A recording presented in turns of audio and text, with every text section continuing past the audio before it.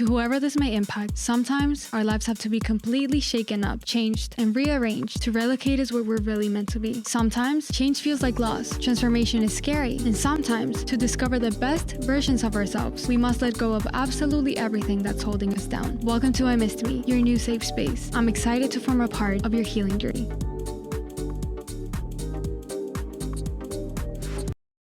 Society often teaches us to put others first. From an early age, we're told to be selfless, to care deeply about relationships, and to go above and beyond for others. And while those values can create connection, they can also backfire. What happens when you give so much to others that there's nothing left to yourself? Maybe you say yes to everything, even where your body screams no. Maybe you sacrifice your dreams, hobbies, or values to keep the peace.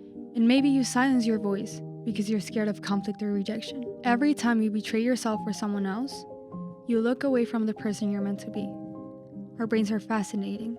When you put others first at the expense of yourself, you're triggering patterns in your brain's reward system. If your brain associates self-sacrifice with reward for too long, it can rewire itself to prioritize external validation over internal peace.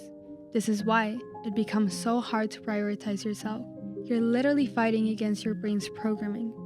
The good news is, you can rewire it. Neuroplasticity is the brain's ability to change, and it allows you to build new patterns. By consistently choosing yourself, you create neural pathways that reinforce self-worth and inner strength. You're biologically wired to seek connection. It is a survival mechanism. When we fear losing someone, our brain's fight or flight center goes into overdrive. It perceives the potential loss as a threat, even if it's just a disagreement or a distance. Ironically, we often overlook the quiet, steady erosion of our sense of self. It's less dynamic, so it doesn't trigger that same fight or flight response. Yet over time, losing yourself has greater consequences. If you lose yourself, who will take care of you? Who will advocate for your needs? No one can fill that role except for you. Put yourself on a pedestal and think of yourself as the foundation of your life. If that foundation crumbles, everything built on top of it collapses. This doesn't mean you stop caring for others, but it means you care for yourself with the same energy and devotion you give to everyone else, if not more. Many of us lose ourselves because of wounds, childhood experiences, failed relationships, social pressures, and healing those wounds is essential to reclaim your sense of self. Journaling is a powerful tool for this. Write about situations where you've prioritized others at your expense. What fears were driving those decisions?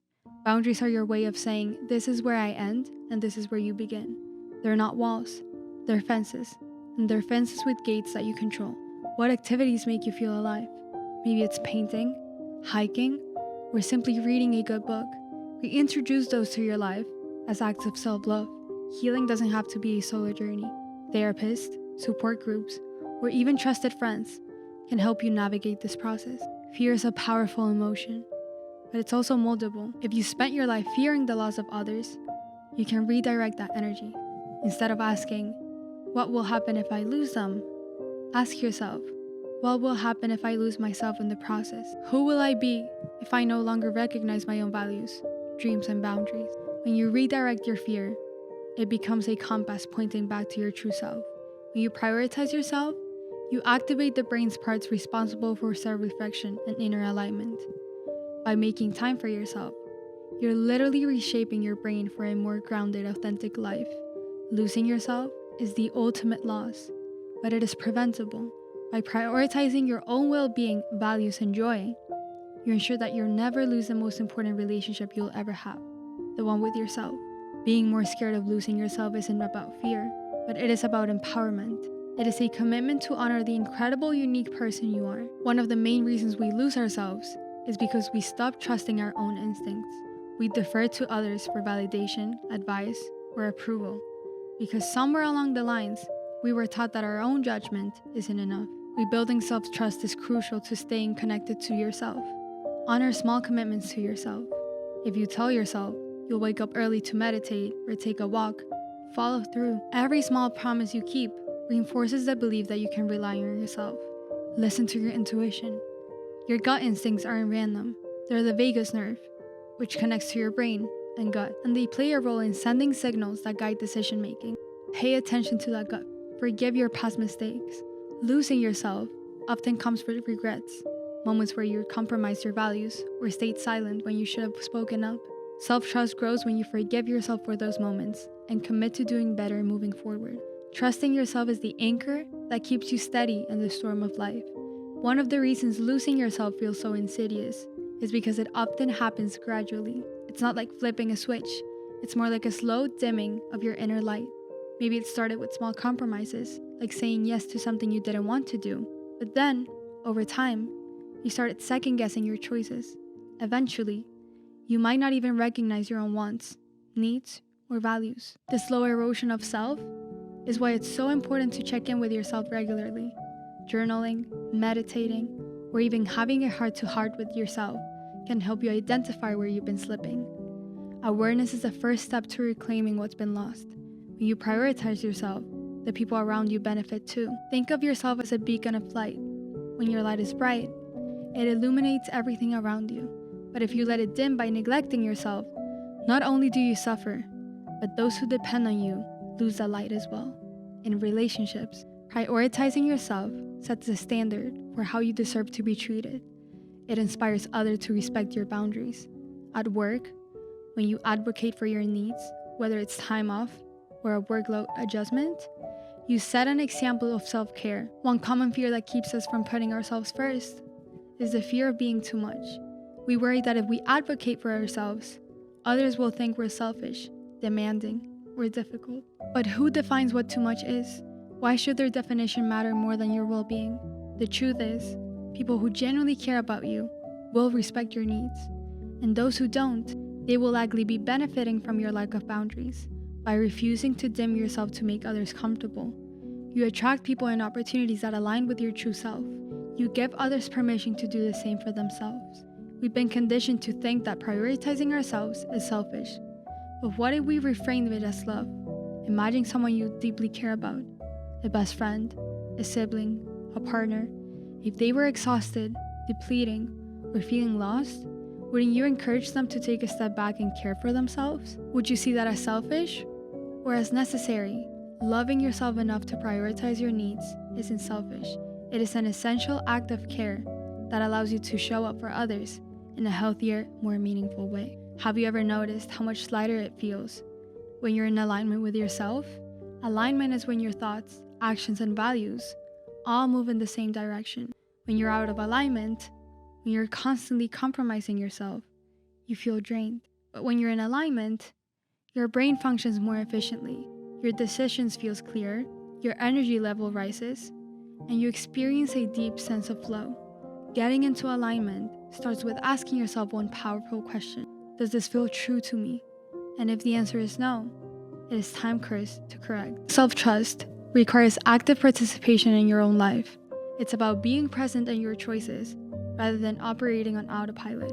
Imagine your relationship with yourself as a partnership, one that thrives on communication, respect, and mutual understanding.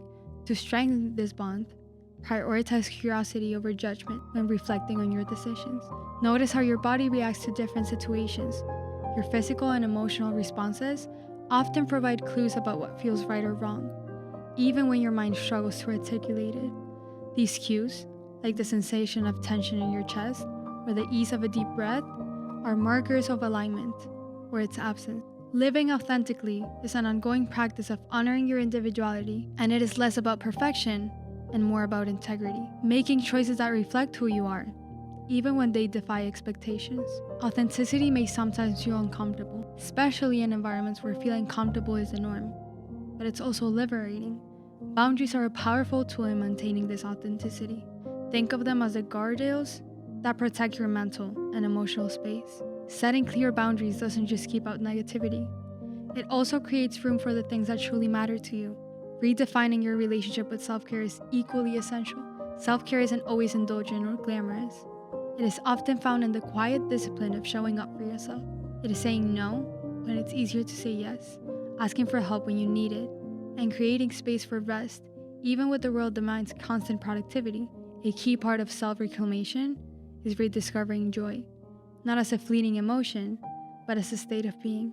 Joy often emerges from the simplest experiences: watching the sunrise, laughing uncontrollably with a friend, or immersing yourself in a passion project. These moments, even though they're small, weave a thread of vitality through your life. When you embrace your full spectrum, your strengths, flaws, dreams, and fears, you step into your power. This process of coming home to yourself transforms not just how you live, but how you love, work, and connect with the world around you. In choosing authenticity, you give yourself permission to truly be, and that's a gift no one else can have. Losing yourself can feel like the scariest thing in the world, but it's also a wake-up call, a reminder to come home to yourself. By prioritizing your needs, values, and well-being, you not only create a life that feels authentic and fulfilling, but you also inspire those around you to do the same. With love, Mafe. Besties, if you enjoyed today's episode, make sure to share with anyone that might need to listen. Don't forget that we have a membership where as soon as you sign up, you will receive an I Missed Me hoodie. Plus, you have access to an exclusive episode every single month, printable activities, meditations, monthly challenges, PDF guides, and behind the scenes content. Don't forget to follow I Missed Me on social media, I Missed Me Podcast on Instagram and TikTok, and subscribe to I Missed Me's YouTube channel, I Missed Me Podcast. I will see you guys on our next episode.